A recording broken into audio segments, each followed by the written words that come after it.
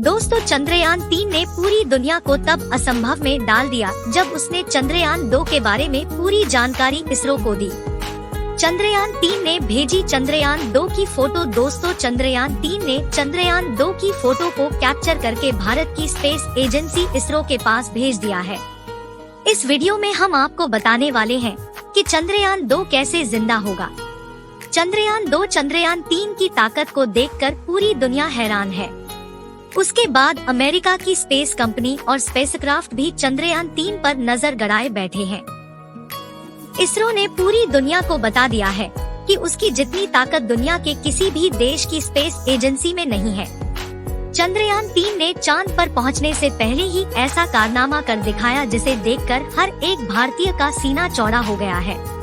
14 जुलाई को चंद्रयान-3 लॉन्च होने के बाद ऐसे रिकॉर्ड बना रहा है जिसे देखकर पूरी दुनिया में तहलका मचा हुआ है। 14 जुलाई को श्रीहरिकोटा के सतीश धवन स्पेस सेंटर उड़ान भरने वाला चंद्रयान-3 तकरीबन 17 दिनों के बाद पृथ्वी की कक्षा से चंद्रमा की कक्षा में जा चुका है। जब इसको पृथ्वी से चंद्रमा की तरफ शिफ्ट किया गया तब इसकी स्पीड तकरीबन 1 लाख किलोमीटर प्रति घंटा रखी गई थी।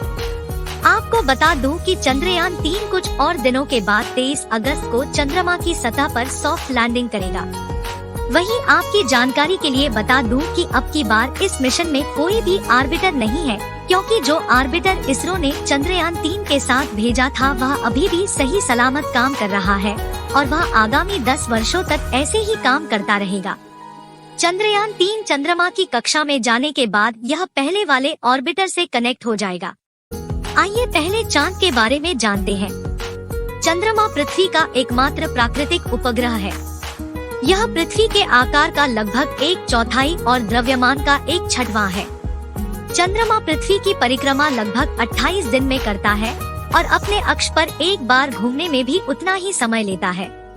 यही कारण है कि हम हमेशा चंद्रमा का एक ही चेहरा देखते हैं और दूसरा छिपा रहता है, जिसे डार्क साइड कहा जाता है।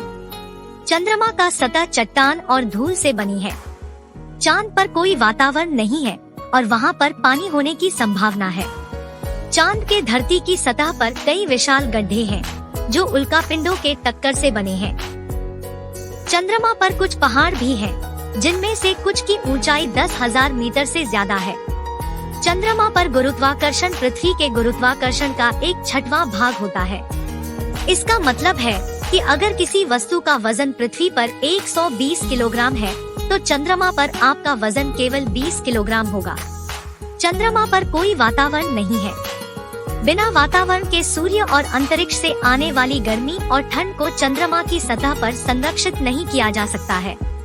इसलिए चंद्रमा की सतह पर दिन में बहुत गर्मी और रात में बहुत ठंडी होती है। अब बात करते हैं कि चंद्रयान-3 आखिर चांद पर क्या करेगा। चंद्रयान-3 चांद के दक्षिणी ध्रुव पर सॉफ्ट लैंडिंग करने के पश्चात चंद्रयान का रोवर चांद पर पानी की मौजूदगी का राज खोलने वाला है। इस बार चंद्रयान पर तकरीबन 19 से ज्यादा कैमरे, 240 सेंसर और 4 पेलोड लगे हुए हैं, जो इसको सही रास्ते पर लेकर जाता है और किसी भी तरह के आने वाले खतरे का पूर्वानुमान लगाकर हमारे चंद्रयान-3 को चांद पर पहुंचाने में मदद करेंगे। चलिए कुछ और जानकारी देते हैं। चंद्रयान-3 चंद्रमा की सतह का विश्लेषण करेगा और उसकी संरचना, भूमि और मिनरल का अध्ययन करेगा। यह चंद्रमा की सतह से ऊपर की ओर जाकर अनुसंधान करेगा, जिसमें सूर्य की किरणों का अध्ययन, चंद्रमा की कक्षा के चारों ओर की दिशाओं की जांच और उसके गुरुत्वाकर्षण का मापन करेगा। चंद्रयान-3 चंद्रमा की भूमि के नीचे जाकर खुदाई करेगा और मिनरल और अन्य जैविक सामग्री की खोज करेगा। चंद्रयान-2 की तकनीकी खराबी के कारण सॉफ्ट लैंडिंग नहीं हो पाई थी और न ही उसका रोवर बाहर आ सका था। लेकिन उसके तकरीबन 4 साल बाद भेजे गए चंद्रयान-3 ने उसकी फोटो को इसरो के सर्वर पर भेजा है। तकरीबन 2 लाख किलोमीटर दूर से ली गई फोटो में आप देख सकते हैं कि कैसे चंद्रयान-2 का मलबा अभी भी चांद पर पड़ा हुआ है, जिसे कैमरे में देखा जा सकता है कि चंद्रयान-2 अपनी लोकेशन से तकरीबन 50 मीटर आगे जाकर लैंड किया था, जिसकी वजह से ही उसकी क्रैश लैंडिंग हुई थी। क्रैश लैंडिंग होने के बाद चंद्रयान-2 उल्टा हो गया था, जिसके कारण उसका गेट नहीं खुल सका। उसकी वजह से ही शायद हमारा रोवर बाहर नहीं आ सका।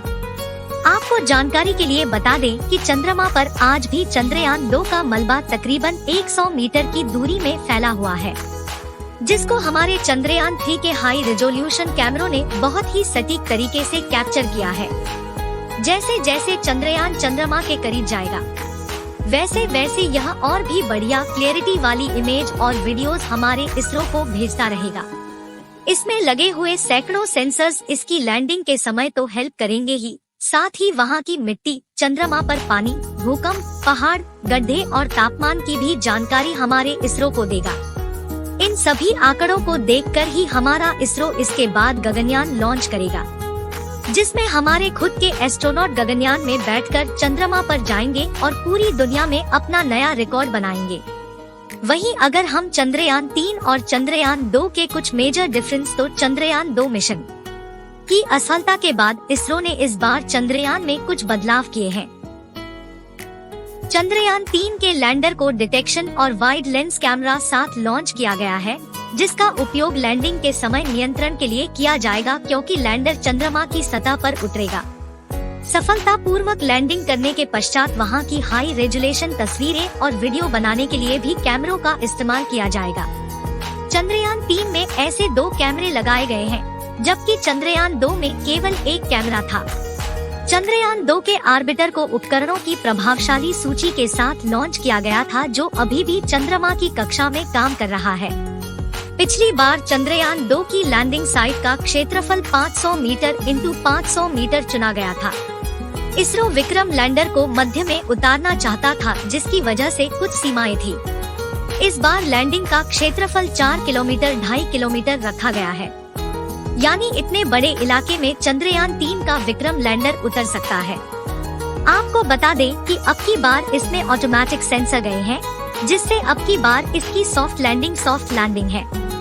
इसरो के अनुमानित समय के अनुसार चंद्रयान 3 की लैंडिंग तकरीबन 23 अगस्त को होगी। इस बार भारत दोबारा चांद की सतह पर लैंडिंग का प्रयास कर रहा है, वह भी ऐसी जगह जहां पर अब तक किसी भी देश ने लैंडिंग की कोशिश तक नहीं की है और न ही हिम्मत है। वैसे दुनिया में 3 देश हैं, जिन्होंने अपने मून मिशन भेजे हैं।